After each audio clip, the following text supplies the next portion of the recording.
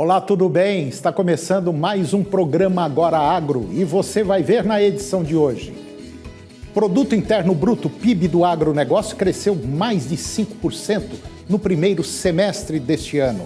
Preços do milho e do farelo de soja, importantes insumos de alimentação da suinocultura, seguem em alta. Governo federal autoriza a contratação de 140 profissionais aprovados em concurso para a categoria de 2017. Brasil importa cerca de 8 milhões de toneladas de trigo e está em busca da autossuficiência. E vamos falar também sobre estação de monta, como produzir mais bezerros. O Agora Agro já está no ar.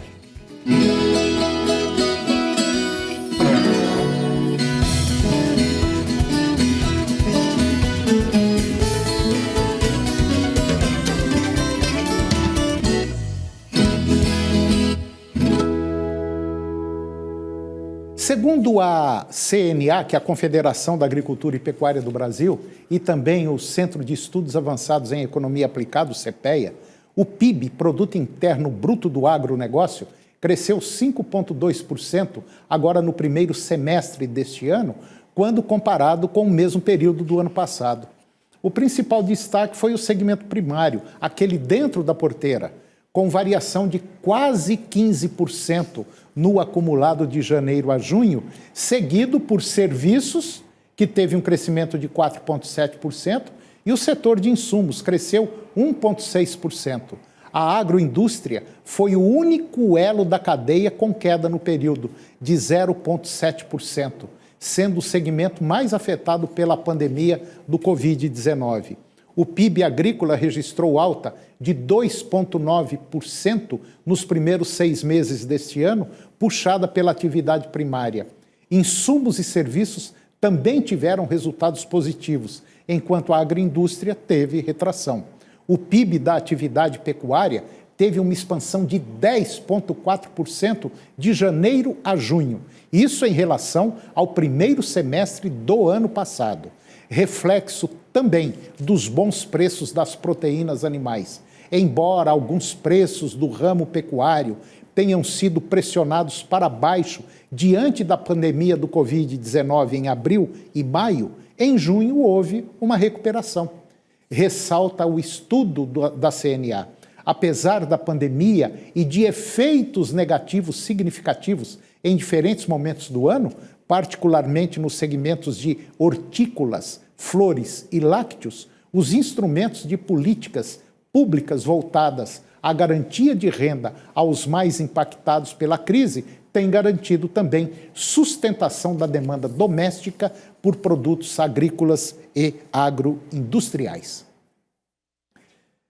De acordo com dados divulgados agora na última semana pelo Centro de Estudos Avançados em Economia Aplicada, o CEPEA, que é da Exalc-USP, os preços do milho e do farelo de soja, importantes insumos de alimentação da suinocultura, seguem em alta.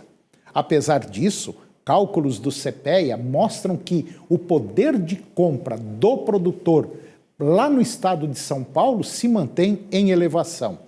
Segundo pesquisadores, esse movimento de avanço no poder de compra, inclusive, vem sendo observado há 5 meses e está atrelado à escalada de preços do suíno.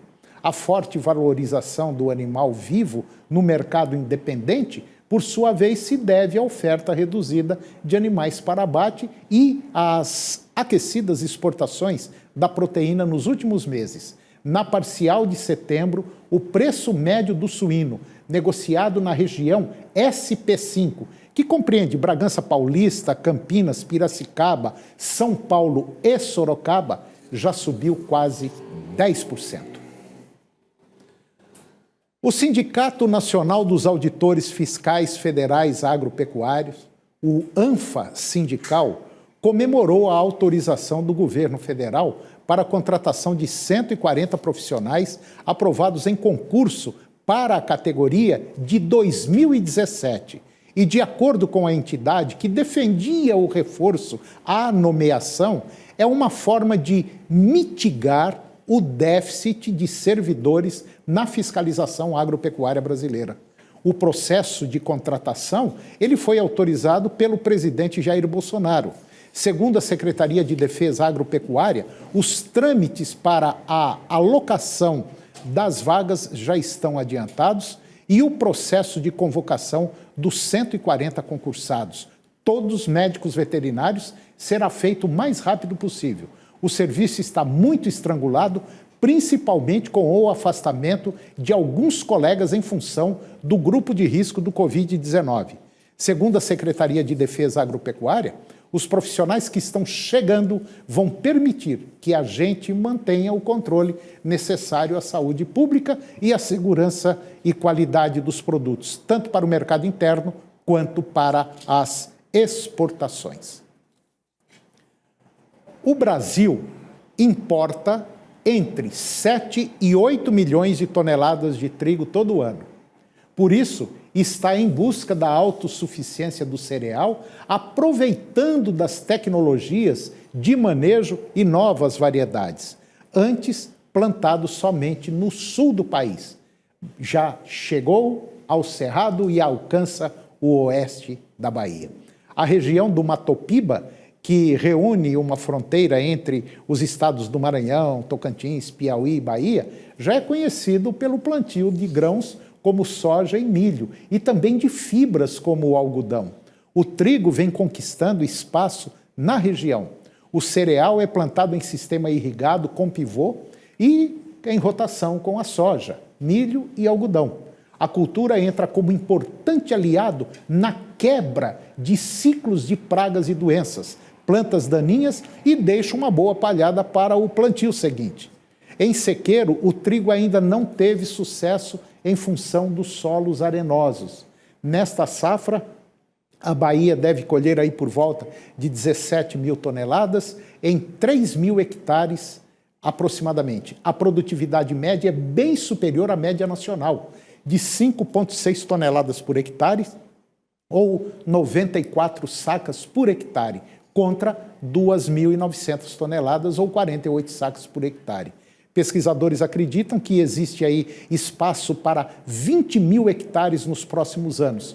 As condições locais são semelhantes à do Brasil Central, onde o trigo vem alcançando bons resultados. A Embrapa trabalha desde a década de 80 com pesquisas lá na Bahia, conduzindo experimentos com novas variedades e linhagens de trigo, avaliando junto aos produtores em campos experimentais. E segundo a Embrapa, a cultivar de trigo BRS 264 da Embrapa é a mais plantada pelos produtores da região, enquanto alguns produtores avaliam esses e outros materiais em parcelas pilotos. Outros já realizam plantios em escala comercial. A BRS 264 se sobressai pela precocidade, pela qualidade e pela produtividade, com lavouras comerciais produzindo 6 toneladas por hectare ou 100 sacas por hectare. Além disso, é a mais demandada pelos próprios moinhos. E depois do intervalo, nós vamos falar sobre estação de monta, como produzir mais bezerros. Nós voltamos já, é um minutinho só.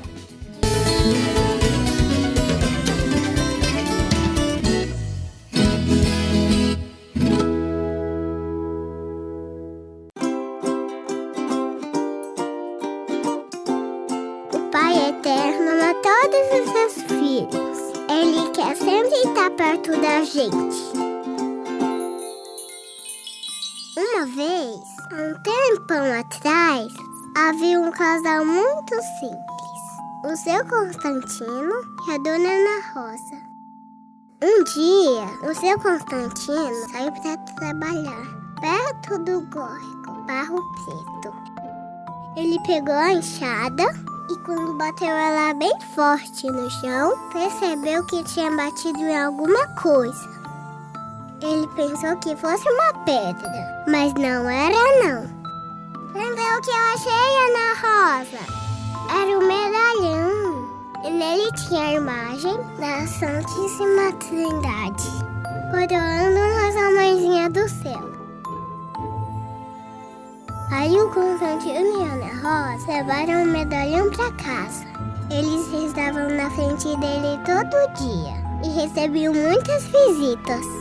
Então fizeram uma capelinha de palha para que mais pessoas também rezassem. Gente que vinha de muito longe, de carro de boi e até a pé. Muita gente recebeu a bênção do Papai do Céu. Muitas graças e milagres acontecem até hoje, porque o Pai Eterno nos ama e ama você também. E todos que o recebem, com o coração de uma criança, herdarão seu reino.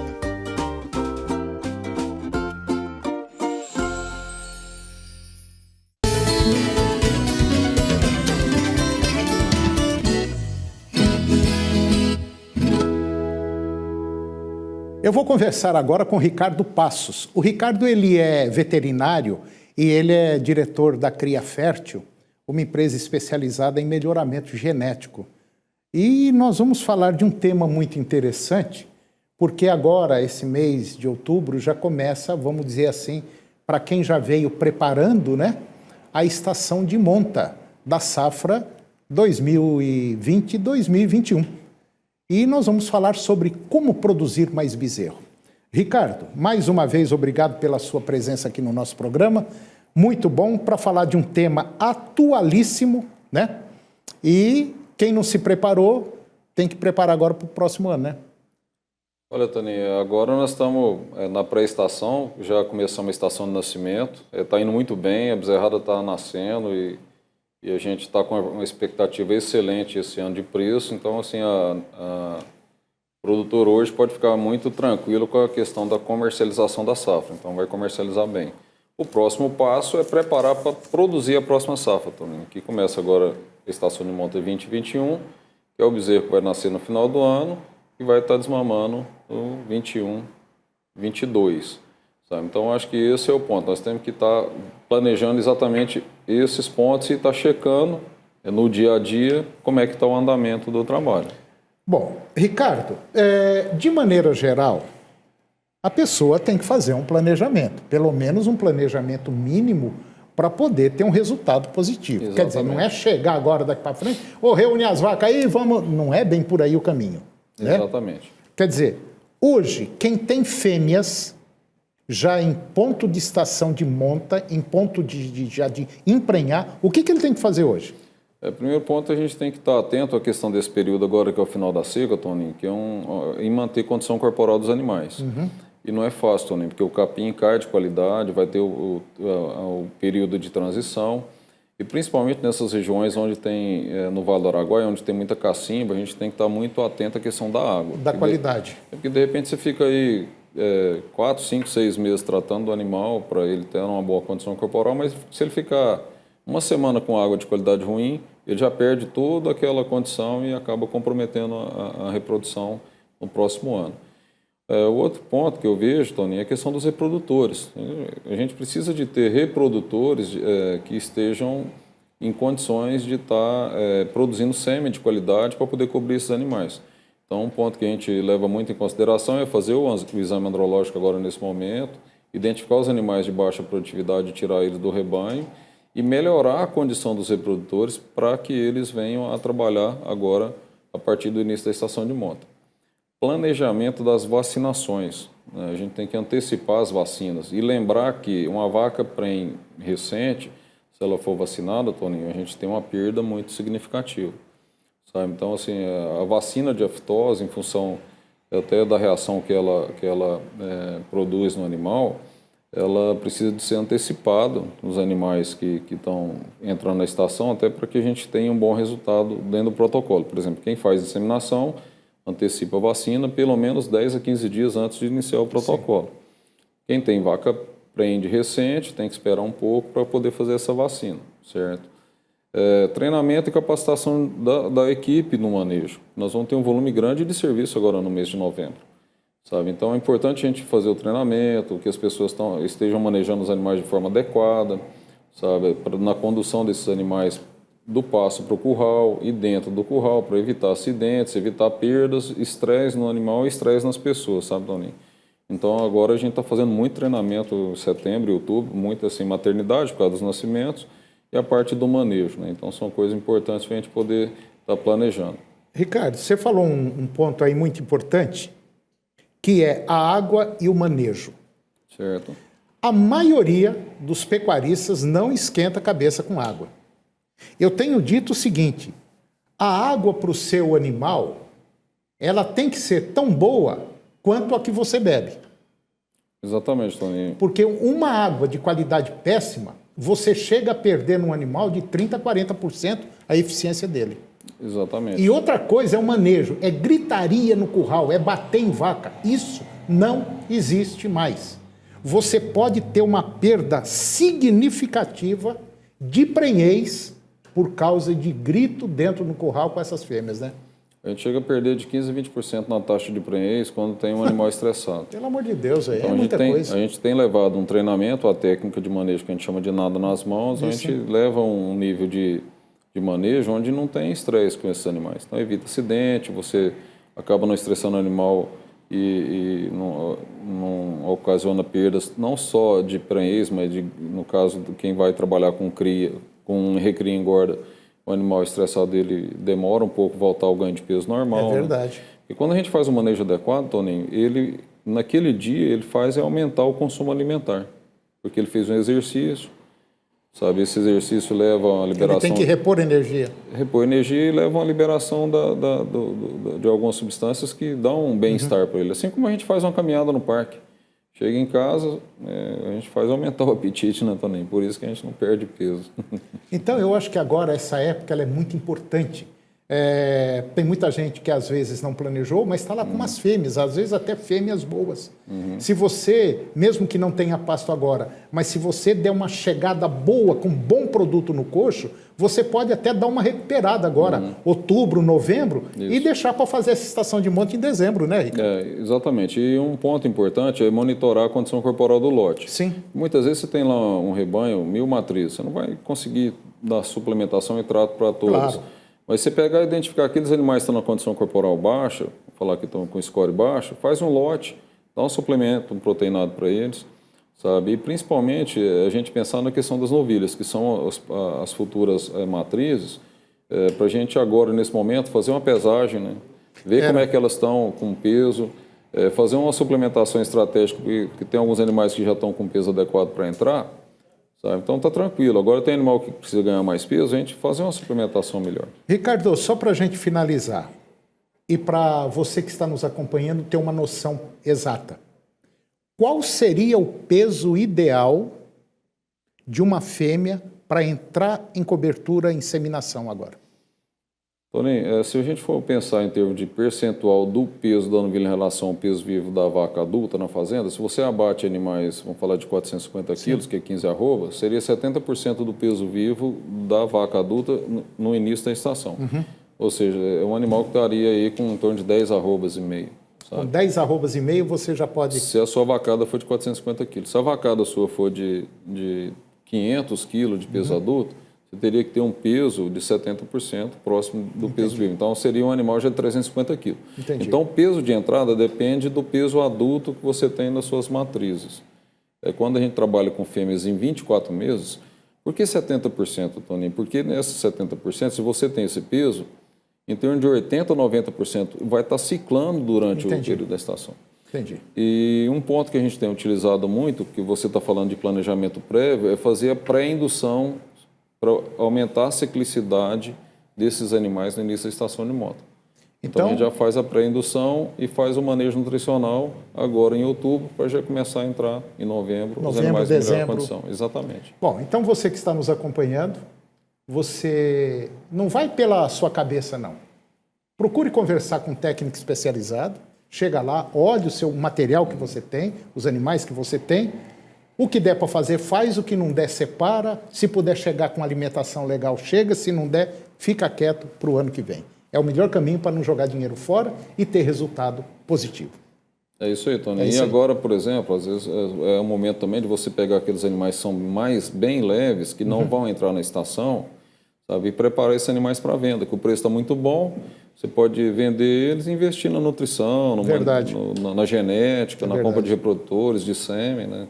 Para fazer caixa antecipado para o negócio. Porque o animal que está muito leve, é muito provável que ele não vai emprenhar ou vai emprenhar muito tarde. Muito tarde, aí dá problema. Aí dá problema. Então, assim, a gente também aproveita esse momento já para poder fazer esse planejamento e ver o que realmente você pode contar de fêmeas que vão entrar em reprodução.